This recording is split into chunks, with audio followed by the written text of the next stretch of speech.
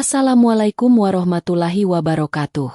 Sahabat Rizka Story, marilah sebelum kita mulai kisah penuh hikmah ini, kita kirimkan sholawat kepada junjungan kita Nabi Muhammad Shallallahu Alaihi Wasallam.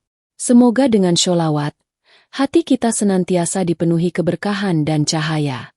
Sahabat sekalian, pernahkah kalian melihat bagaimana orang yang tanpa hina di mata manusia ternyata memiliki kedudukan yang tinggi di sisi Allah? Pernahkah kalian menilai seseorang hanya dari pakaian lusuh dan wajah kotor tanpa tahu siapa sebenarnya dia? Inilah kisah yang akan membuka mata kita, bahwa tidak semua yang terlihat buruk itu rendah, dan tidak semua yang tampak indah itu tinggi. Dengarkan hingga akhir, karena di balik kisah ini ada kejutan besar yang tak pernah terbayangkan. Siang itu, matahari menyengat begitu terik. Markas pemadam kebakaran terlihat ramai. Beberapa anggota sibuk membersihkan peralatan.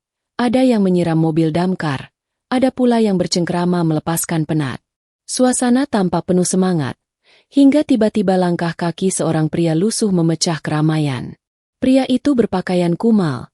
Kaosnya penuh noda dan sobek di bagian bahu. Celana panjangnya pudar warnanya. Rambutnya acak-acakan. Dan wajahnya penuh debu. Seakan-akan ia baru saja keluar dari perjalanan panjang yang melelahkan. Beberapa anggota damkar yang melihatnya spontan saling berbisik. Siapa itu? Gembel nyasar, ya? Gumam seorang anggota sambil terkekeh. Pria itu menunduk sebentar. Lalu dengan langkah mantap ia melangkah ke tengah halaman markas. Semua mata kini tertuju padanya. Suara-suara tawa kecil mulai terdengar, mencibir kehadirannya. Namun yang mengejutkan, pria lusuh itu tiba-tiba berkata dengan suara lantang, "Aku datang ke sini bukan untuk meminta belas kasihan. Aku datang untuk melamar seseorang di sini." Kalimat itu membuat semua terdiam sejenak, sebelum akhirnya meledak menjadi gelak tawa. "Hahaha, melamar? Gila! Gembel mau melamar siapa di sini?" teriak seorang anggota sambil terbahak. Pria itu mengangkat wajahnya, lalu menatap lurus ke arah seorang perempuan yang sedang berdiri dengan gagah mengenakan seragam pemadam. Wajahnya cantik, tegas, dan penuh wibawa. Dialah Sinta, anggota pemadam kebakaran perempuan yang dikenal pemberani, sekaligus menjadi idola banyak orang. "Aku datang untuk melamar Sinta," ujar pria itu mantap, tanpa keraguan sedikit pun. Seketika suasana markas berubah riuh. Suara tawa semakin keras. Ada yang menepuk bahu temannya sambil menunjuk ke arahnya. Ada pula yang sampai terpingkal-pingkal tak percaya dengan apa yang didengar. Sinta menatap pria itu dengan tatapan dingin. Ia sempat terdiam, lalu tersenyum sinis. "Kamu serius? Kamu pikir aku akan menerima lamaranmu dengan penampilan seperti itu? Lihatlah dirimu lusuh, kotor, tidak pantas. Apa yang bisa kau berikan padaku selain rasa malu?" Gelak tawa kembali pecah. Beberapa anggota bersiul mengejek. Namun pria itu tetap berdiri tenang. Ia menunduk, lalu berkata dengan suara rendah namun jelas, "Tak apa, mungkin hari ini kalian menertawakanku. Tapi ingatlah, jangan pernah menilai orang hanya dari apa yang terlihat di depan mata." Setelah mengucapkan itu, pria lusuh itu berbalik dan pergi meninggalkan markas dengan langkah perlahan. Suasana markas masih dipenuhi tawa dan ejekan.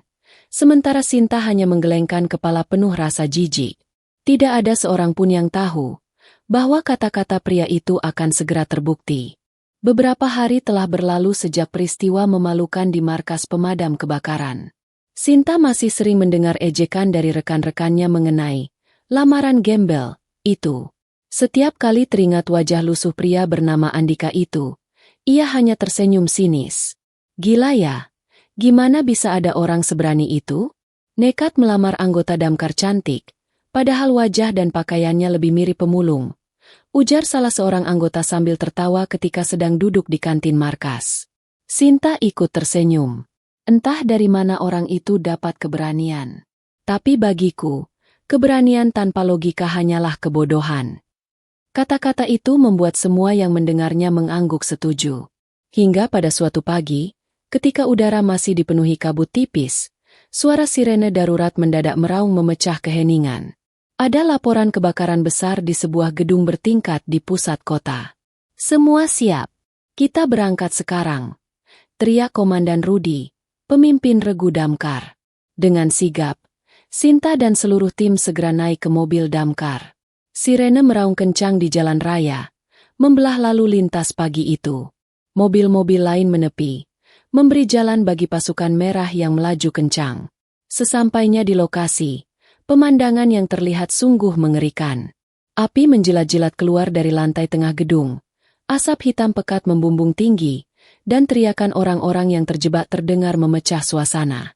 Warga yang panik berlarian menjauh, sementara sebagian berdiri menonton dengan wajah cemas. Cepat! Bagi tim jadi dua. Tim pertama padamkan api, tim kedua lakukan evakuasi korban. Perintah Komandan Rudi. Sinta ikut masuk ke tim evakuasi. Ia berlari ke dalam gedung dengan tabung oksigen di punggung dan selang air siap di tangan. Suasana di dalam sangat panas. Pandangan terbatas oleh asap tebal. Ia mendengar tangisan seorang anak kecil di lantai 2. Lalu dengan sigap ia menggendong sang anak dan membawanya keluar. Namun api semakin membesar, menjalar ke lantai atas. Beberapa anggota mulai kewalahan. Alat yang mereka bawa terasa kurang. Selang air tak mampu menjangkau titik api yang berada di ketinggian. Di tengah kepanikan itu, sebuah mobil hitam mewah berhenti di lokasi kejadian. Dari dalam keluar seorang pria dengan jas rapi, wajah tampan, dan aura yang penuh wibawa. Semua mata yang melihatnya seolah tak percaya. Itu kan pria lusuh yang datang ke markas tempo hari. Bisik seorang anggota sambil terbelalak. Sinta yang tengah sibuk mengatur warga untuk menjauh dari lokasi juga ikut menoleh. Seketika dadanya berdegup kencang. Ia mengenali sosok itu dengan jelas. Pria yang dulu ia hina, kini tampil gagah, berbeda 180 derajat dari sebelumnya. Pria itu melangkah tenang, mendekati Komandan Rudi. Selamat pagi, saya Andika Prasetya, pemilik dan Direktur Utama PT Prasetya Fire Safety. Saya mendengar kebakaran ini, dan kebetulan tim khusus saya berada di sekitar sini. Izinkan kami membantu. Komandan Rudi terperangah. Nama itu bukan nama asing. PT Prasetya Fire Safety adalah perusahaan terbesar di negeri ini yang bergerak di bidang alat keselamatan, khususnya perlengkapan pemadam kebakaran modern. Hampir seluruh alat canggih yang dimiliki oleh damkar di berbagai kota adalah hasil produksi perusahaan itu. Saya tak menyangka. Anda? Komandan Rudi terputus ucapannya. Masih tak percaya dengan kenyataan di depannya. Andika mengangguk tenang. Jangan buang waktu, Komandan. Bawa timmu mundur sejenak.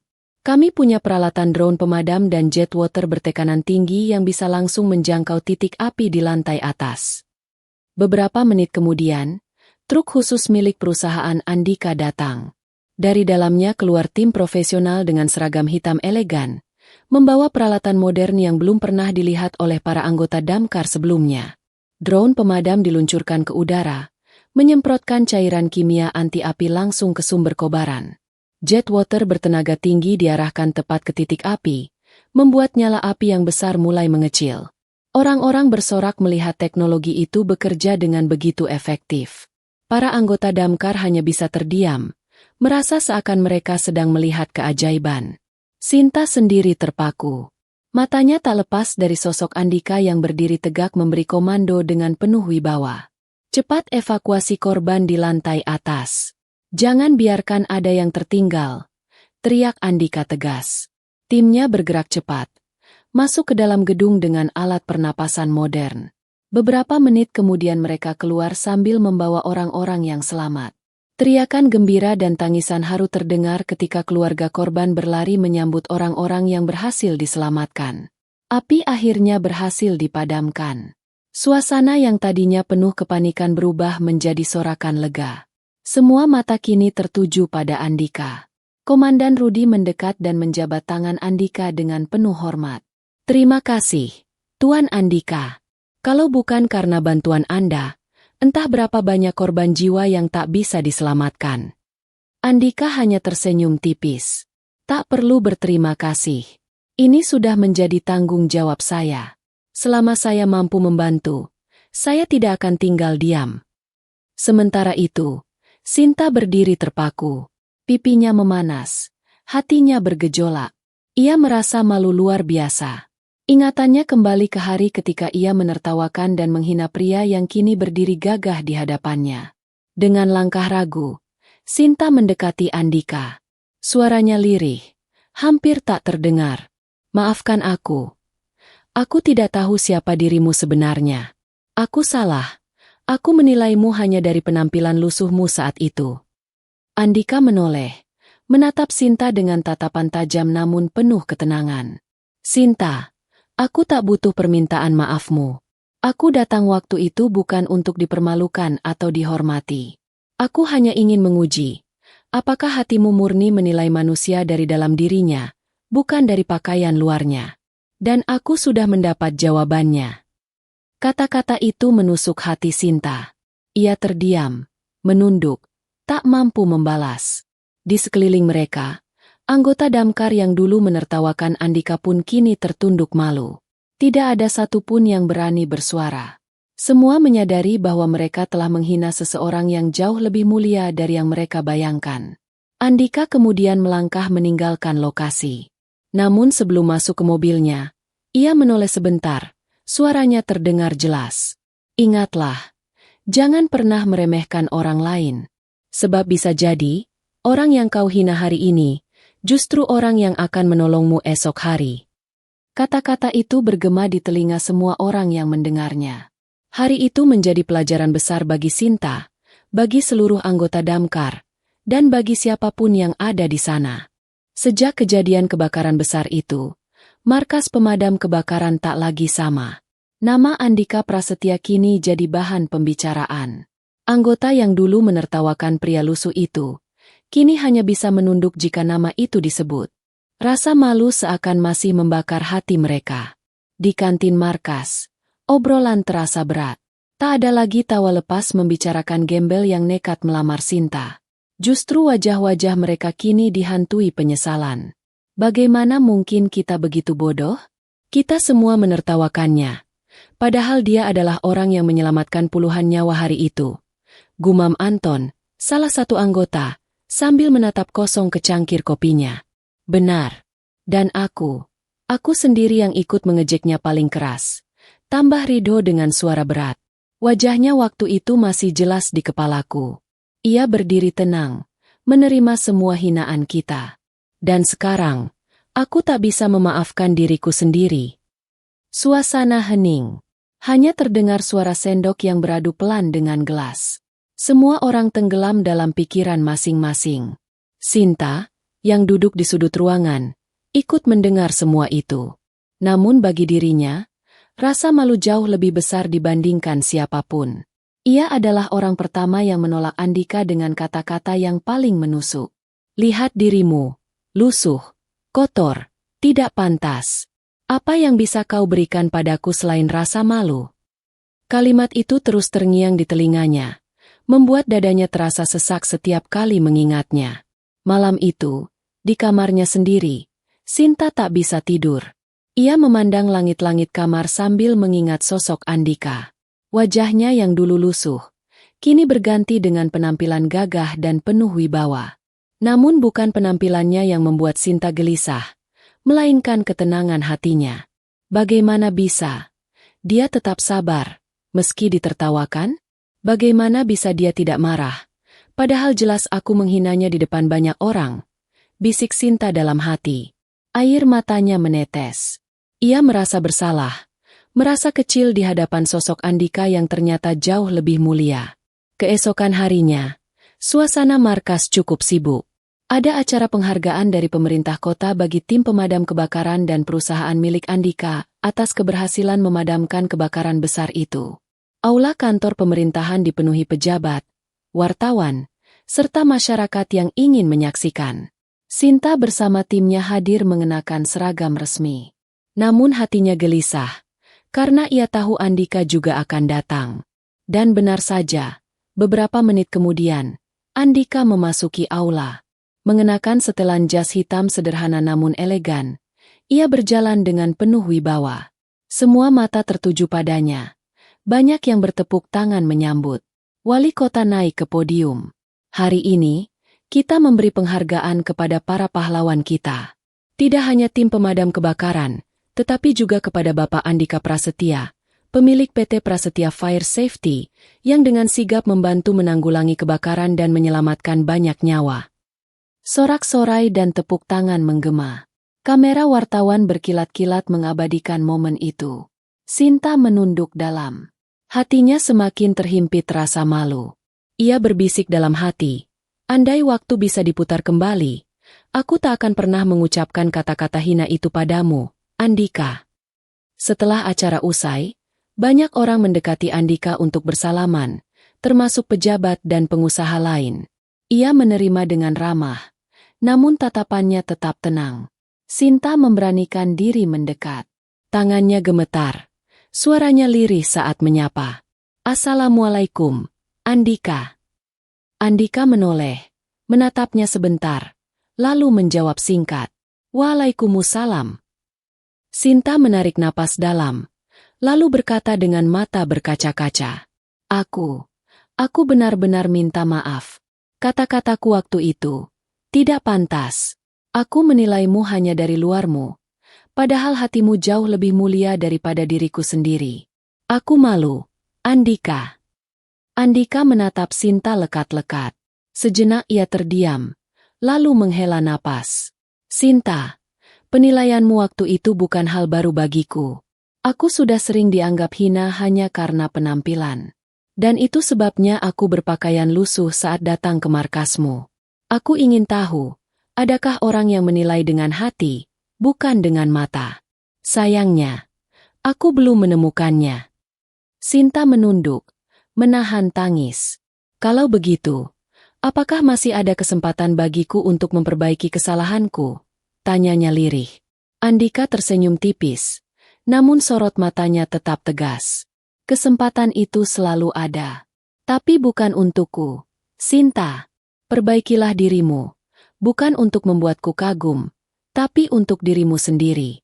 Agar suatu hari nanti, kau bisa menilai manusia dari apa yang ada di dalam hatinya, bukan dari baju yang melekat di tubuhnya. Kata-kata itu menancap tajam di hati Sinta.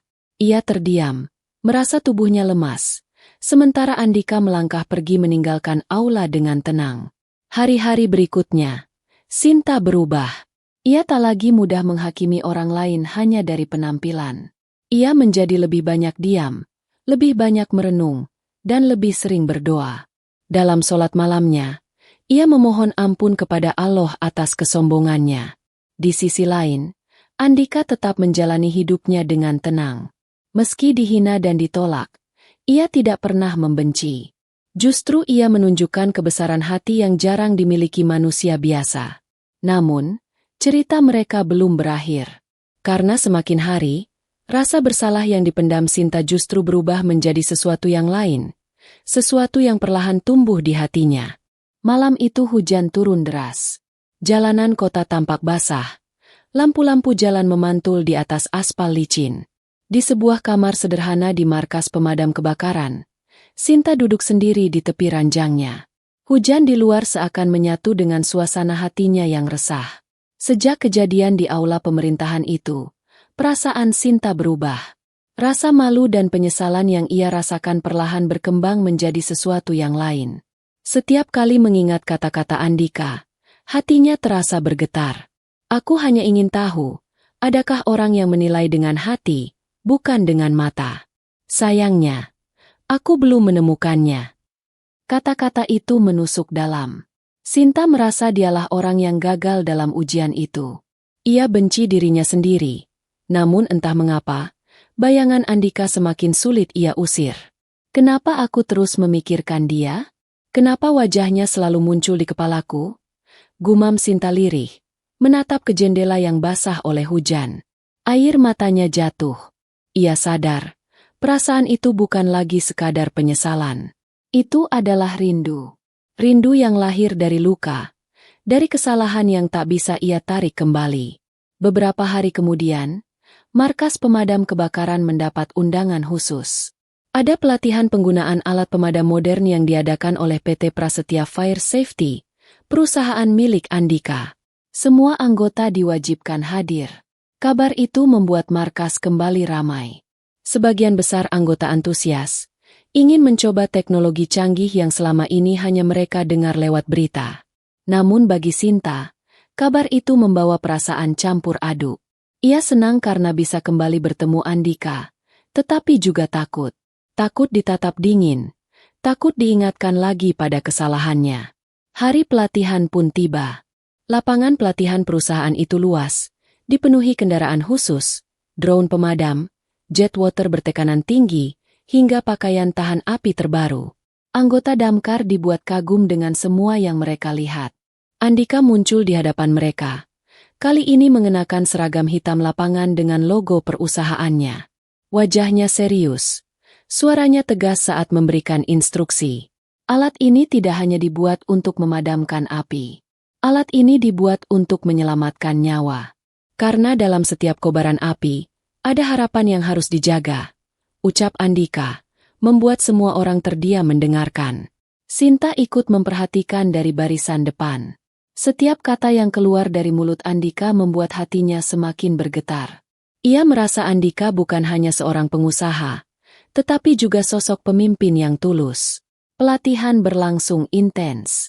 Andika sendiri ikut mendampingi, menunjukkan cara menggunakan alat dengan benar. Sinta mendapat giliran mencoba drone pemadam. Tangannya sempat gemetar, namun ia berusaha fokus. Andika berdiri di sampingnya, mengawasi. Tenang, jangan terburu-buru. Kendalikan dengan hatimu, bukan dengan panik. Ucapnya pelan. Sinta menoleh sekilas, menatap wajah Andika yang begitu dekat. Dadanya berdebar keras. Ia ingin sekali berbicara lebih banyak, tapi lidahnya keluh. Drone berhasil dikendalikan dengan baik. Anggota lain bertepuk tangan, sementara Andika hanya mengangguk tipis. Bagus, kau cepat belajar. Bagi Sinta, kata-kata singkat itu terasa lebih berharga daripada pujian panjang. Ia tersenyum kecil, meski wajahnya memerah.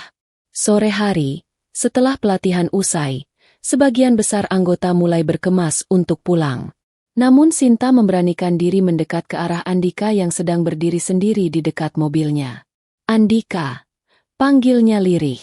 Andika menoleh. Tatapannya tetap tenang. Ada apa, Sinta? Sinta menunduk sejenak sebelum akhirnya berkata, aku tahu aku mungkin tidak pantas bicara denganmu. Tapi, aku ingin kau tahu satu hal. Sejak hari itu, aku terus menyesali kata-kataku. Aku belajar banyak darimu. Andika terdiam, menunggu. Aku sadar, selama ini aku terlalu sombong. Aku menilai orang hanya dari apa yang tampak. Dan sejak saat itu, aku mencoba berubah. Aku ingin jadi orang yang lebih baik. Semua itu, karena kata-katamu. Sinta menatap Andika dengan mata berkaca-kaca. Aku tidak tahu apakah kau bisa memaafkanku. Tapi aku ingin kau tahu, aku sungguh-sungguh menyesal. Andika menatapnya lekat-lekat. Wajahnya tetap tenang. Namun di matanya ada cahaya yang sulit ditebak. Ia menghela napas, lalu berkata, Sinta, maafku sudah kuberikan sejak lama. Aku tidak menyimpan dendam. Tapi ingatlah, perjalanan menjadi lebih baik bukan karena ingin ditebus orang lain, tapi karena ingin mendapat ridha Allah. Sinta terisak, menutup mulut dengan tangannya. Ia merasa hatinya luluh. Andika kemudian melanjutkan, suaranya lebih lembut. Kalau kau ingin berubah, lakukanlah untuk dirimu sendiri. Jangan karena aku. Karena mungkin suatu hari nanti, aku tidak akan ada di sisimu. Kata-kata itu membuat dada Sinta semakin sesak. Ia ingin berkata, ingin menahan Andika, namun lidahnya keluh. Malam itu, di kamarnya, Sinta kembali termenung. Bayangan Andika terus menghantui pikirannya. Ia tahu Andika bukan orang biasa. Ia juga tahu, perasaannya kini semakin jelas. Ia jatuh cinta pada pria yang dulu ia hina. Namun di balik perasaan itu, ada ketakutan besar. Bagaimana jika Andika tak pernah bisa menerimanya? Bagaimana jika kesalahannya di masa lalu selamanya menjadi jurang di antara mereka? Hujan kembali turun, membasahi jendela. Sinta memeluk lututnya. Air mata jatuh tanpa bisa ia tahan. Ya Allah, jika memang dia yang kau takdirkan untukku, maka dekatkanlah. Tapi jika tidak, kuatkanlah hatiku untuk menerima, bisiknya lirih. Dan di tempat lain, jauh dari markas, Andika sendiri duduk di ruang kerjanya, menatap sebuah foto kecil yang ia simpan di laci meja. Foto lama, usang, bergambar seorang perempuan muda dengan seragam damkar. Wajah itu adalah wajah Sinta. Ternyata, perasaan Andika tak sesederhana yang terlihat. Ia datang ke markas waktu itu bukan tanpa alasan. Ada rahasia yang masih ia simpan rapat. Rahasia yang perlahan akan membuka siapa sebenarnya dirinya. Dan mengapa ia memilih untuk melamar Sinta dengan penampilan lusuh. Pagi itu, markas pemadam kebakaran masih dipenuhi obrolan hangat seputar pelatihan yang baru saja mereka jalani. Para anggota masih takjub dengan teknologi yang dimiliki perusahaan Andika. Namun, bagi Sinta, pelatihan itu meninggalkan jejak yang lebih dalam di hatinya. Sejak saat itu, bayangan Andika selalu hadir dalam setiap langkahnya. Wajah tenangnya, tatapan matanya yang penuh keyakinan, serta kata-kata yang pernah ia ucapkan, membuat hati Sinta semakin goyah. Ia tahu dirinya jatuh cinta, tapi ia juga sadar, rasa itu lahir dari luka dan penyesalan. Hari-hari berikutnya, Sinta mulai sering mencari tahu tentang Andika. Ia membaca artikel di internet, menonton wawancara televisi, bahkan menanyakan pada beberapa orang yang mengenal namanya. Namun ada satu hal yang membuatnya heran. Meski Andika adalah pemilik perusahaan besar, kehidupannya sangat tertutup. Tidak ada berita tentang keluarganya, tidak ada kisah asmara yang terpublikasi. Bahkan foto-foto pribadinya hampir tak pernah muncul di media. Seolah-olah Andika sengaja menghapus masa lalunya dari dunia. Rasa penasaran itu semakin membuncah. Hingga suatu sore, ketika Sinta sedang duduk di ruang arsip markas, ia menemukan sebuah map tua berisi dokumen anggota lama. Saat membolak-balik kertas usang itu, matanya terhenti pada sebuah foto lama. Jantungnya berdegup kencang. Foto itu menampilkan sekelompok anggota damkar muda dari belasan tahun lalu. Dan di sudut foto itu, ada seorang remaja laki-laki kurus dengan wajah yang masih polos. Nama di bawah fotonya membuat darah Sinta berdesir. Andika Prasetya, peserta magang. Sinta terdiam. Tangannya gemetar. Jadi, dia pernah ada di sini? Dia, dulu pernah jadi bagian dari markas ini. Gumamnya lirih. Malam itu, rasa ingin tahu Sinta semakin besar. Ia memberanikan diri datang ke kediaman Andika. Rumah besar itu berdiri megah di kawasan elit, dengan gerbang besi tinggi dan penjagaan ketat. Ia sempat ragu, tapi kemudian nekat mengetuk pintu. Seorang asisten rumah tangga membukakan, lalu mempersilakan masuk setelah Sinta menyebut namanya. Rupanya, Andika sudah memberi instruksi bahwa jika ada anggota damkar yang datang, mereka dipersilakan masuk. Sinta menunggu di ruang tamu yang luas. Tak lama kemudian, Andika muncul. Penampilannya sederhana, hanya mengenakan kemeja putih dan celana hitam, tapi tetap terlihat berwibawa. Sinta, malam-malam begini, ada apa kau datang? Tanyanya tenang. Sinta berdiri gugup. Maaf mengganggu. Aku hanya ingin bertanya. Aku menemukan sebuah foto lama di arsip markas. Foto itu, fotomu, Andika. Ternyata kau pernah magang di markas kami dulu. Benarkah? Andika terdiam lama.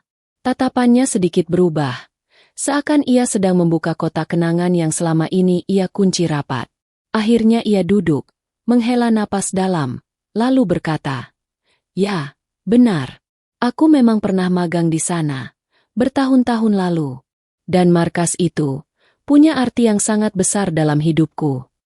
Sinta duduk di hadapannya, menunggu dengan penuh rasa ingin tahu. Andika melanjutkan dengan suara pelan. "Aku lahir dari keluarga miskin. Ayahku seorang buruh bangunan, ibuku penjual sayur di pasar. Kami hidup serba kekurangan. Aku sering tidur dengan perut kosong, tapi aku selalu punya mimpi. Ingin menjadi seseorang yang bisa menolong orang lain." Ia menatap jauh, seakan kembali ke masa mudanya. Waktu remaja, aku magang di markas itu. Aku kagum pada keberanian para pemadam kebakaran, termasuk seorang anggota perempuan yang waktu itu masih muda. Dia cantik, berani, dan selalu menolong orang lain tanpa pamrih. Sejak saat itu, aku menjadikannya inspirasiku. Sinta merasakan jantungnya berdebar keras. Perempuan itu, siapa? Tanyanya lirih. Andika tersenyum samar. Namanya, sama seperti namamu, Sinta. Dialah alasan mengapa aku kembali ke markas itu dengan penampilan lusuh. Aku ingin tahu, apakah Sinta yang dulu kukagumi masih sama seperti dulu? Atau sudah berubah karena waktu? Mata Sinta membesar. Ia tak percaya dengan apa yang baru saja didengarnya. Selama ini, ternyata dirinya adalah alasan dibalik semua yang dilakukan Andika. Aku tak tahu harus berkata apa. Bisik Sinta. Matanya berkaca-kaca. Andika menatapnya dalam. Kau tak perlu berkata apa-apa. Aku hanya ingin kau tahu kebenarannya. Aku pernah jadi bagian dari markasmu. Aku pernah jadi orang kecil yang tak dipandang. Tapi dari situlah aku belajar bahwa setiap hinaan bisa jadi bahan bakar untuk membuktikan sesuatu. Dan hari ini, aku bukan datang untuk membalas dendam. Aku hanya ingin menunjukkan betapa Allah bisa membalikan keadaan manusia kapan saja. Air mata Sinta jatuh tanpa bisa ditahan. Ia merasa begitu kecil di hadapan pria yang duduk di depannya. Andika, aku salah menilaimu. Aku buta. Dan sekarang aku sadar, kau bukan hanya pria hebat, tapi juga orang yang sangat sabar dan kuat. Andika hanya tersenyum tipis. Jangan menyanjungku, Sinta. Aku ini hanya manusia biasa. Semua yang aku miliki hanyalah titipan dari Allah. Aku bisa kaya, bisa dihormati, tapi suatu saat semua itu bisa hilang. Yang tersisa hanyalah amal dan hati. Percakapan itu berlangsung lama. Sinta merasa hatinya semakin dekat dengan Andika. Namun di sisi lain, ia sadar ada jarak yang begitu lebar di antara mereka. Andika adalah seorang pengusaha sukses, pemilik perusahaan besar, sementara dirinya hanyalah seorang anggota damkar biasa.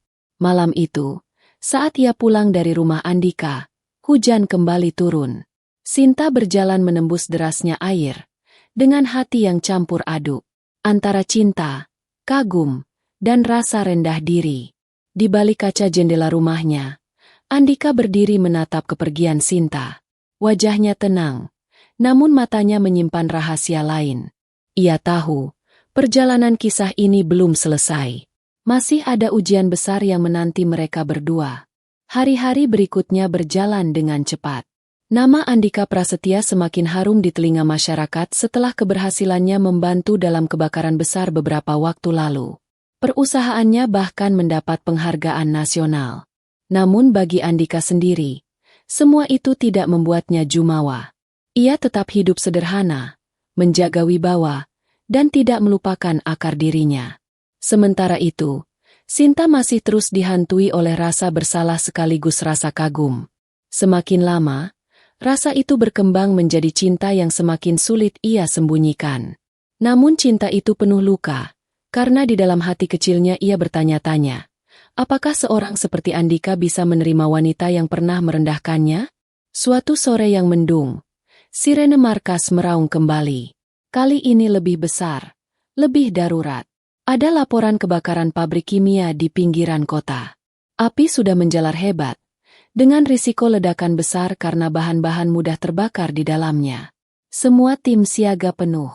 Kita harus berangkat sekarang, teriak Komandan Rudi. Sinta bersama timnya segera bergegas. Di lokasi kejadian, kobaran api terlihat begitu mengerikan. Asap hitam pekat membumbung tinggi. Aroma kimia menyengat membuat banyak warga pingsan.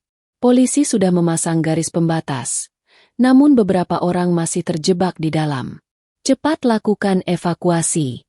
Jangan tunggu lama, bangunan bisa meledak kapan saja. Perintah Komandan Rudi dengan wajah tegang. Sinta masuk bersama timnya.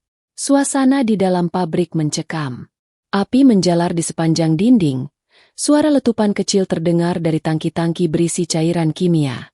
Mereka berhasil menemukan beberapa pekerja yang terjebak, lalu membawa keluar dengan penuh perjuangan. Namun saat Sinta hendak kembali masuk, tiba-tiba suara keras terdengar dari arah pintu masuk. Semua mundur. Jangan masuk lebih dalam. Risiko terlalu besar. Suara itu sangat familiar. Ya, Andika datang dengan timnya, lengkap dengan perlengkapan modern. Ia langsung mengambil alih koordinasi. Sinta, dengar aku. Pabrik ini bisa meledak kapan saja. Jangan nekat, ucap Andika dengan wajah serius. Namun Sinta membantah. Masih ada korban di dalam. Aku tak bisa membiarkan mereka mati begitu saja. Andika menatapnya tajam. Aku tahu, tapi kalau kau mati di dalam, siapa yang akan menolong yang lain? Dengarkan perintahku kali ini. Tiba-tiba suara teriakan terdengar dari dalam pabrik. Tolong, ada yang masih di sini. Tanpa pikir panjang, Sinta nekat masuk kembali. Andika berusaha menahannya, tapi gagal. Dengan wajah geram, ia akhirnya ikut masuk menyusul Sinta. Di dalam, suhu begitu panas. Asap tebal membuat napas sesak. Sinta berlari menembus lorong, mencari asal suara. Dan benar, ada seorang pria tua terjebak di balik reruntuhan besi. Bertahan, Pak. Aku akan menolongmu, teriak Sinta. Ia berusaha mengangkat besi yang menjepit kaki pria itu, namun tenaganya tidak cukup. Saat itu, Andika muncul. Dengan kekuatan penuh, ia membantu mengangkat besi, hingga akhirnya pria tua itu berhasil diselamatkan. Namun detik berikutnya, suara ledakan kecil terdengar dari tangki sebelah kanan. Api semakin membesar. Andika, kita harus keluar sekarang, teriak Sinta panik. Andika mengangguk, lalu memapah pria tua itu. Mereka berlari menembus asap, namun reruntuhan mulai jatuh dari langit-langit. Salah satu balok besi hampir menimpa Sinta, tapi Andika dengan sigap mendorongnya ke samping. Balok itu jatuh, menghantam punggung Andika. Ia terhuyung, menahan rasa sakit, tapi tetap berusaha membawa korban keluar. Cepat, jangan pikirkan aku, ucap Andika dengan suara berat. Sinta panik.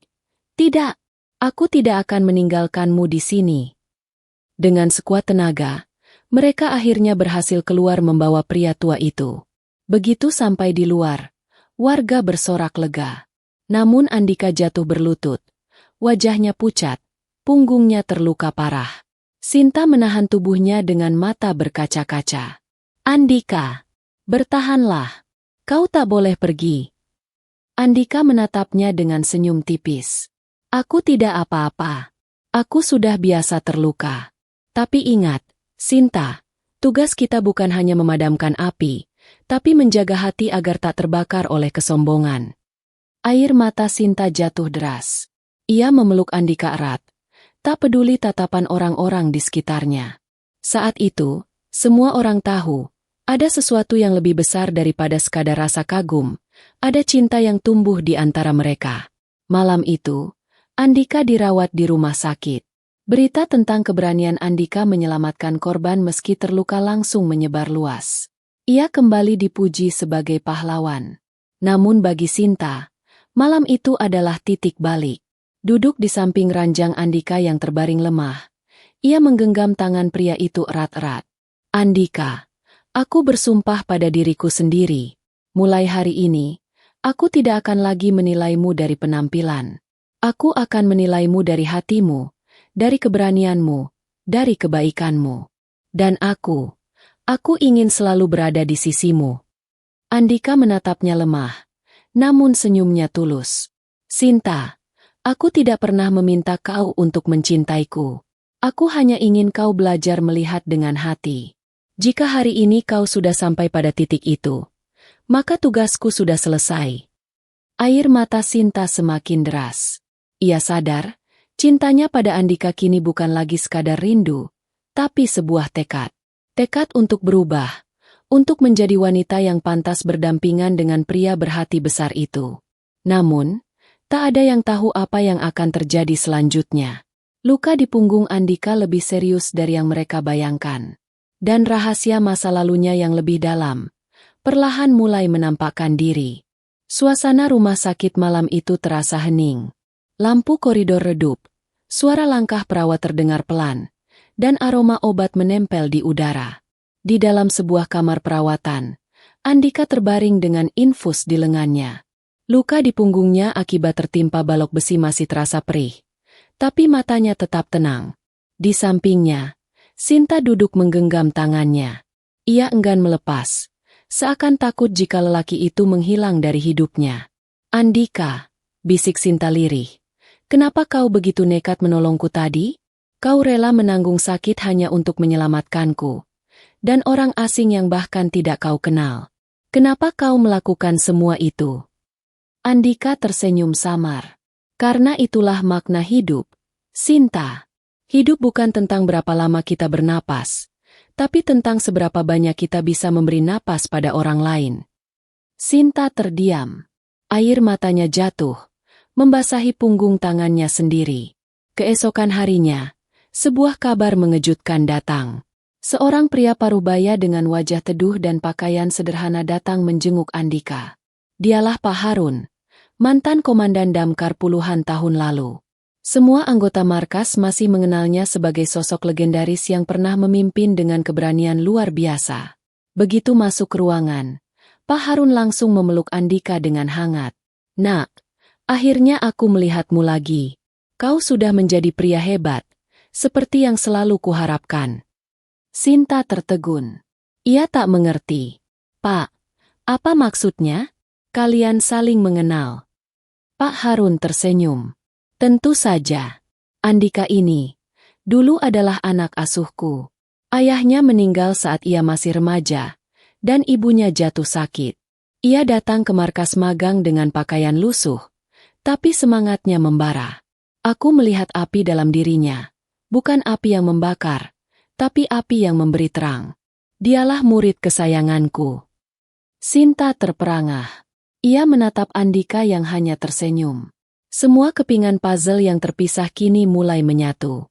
Pak Harun melanjutkan, "Tapi waktu itu, Andika sering jadi bahan ejekan karena miskin. Banyak yang meremehkannya. Tapi lihatlah sekarang, ia menjadi orang besar.